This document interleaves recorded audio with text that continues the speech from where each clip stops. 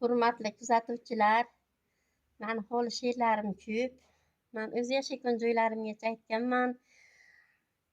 Like-postalaringiz uchun rahmat. Men yana sizlarni bitta onalarni yo'qotgan farzandlar uchun she'rcha aytib bermoqchiman, aziz onajonlarimiz uchun. Onajonim, men seni ko'rolmadim, kechirgin. Oq edimu sochlaring yoki qora bilmadim.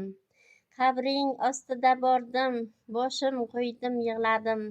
Yig'lagandan onajon, yurakdan men ezildim.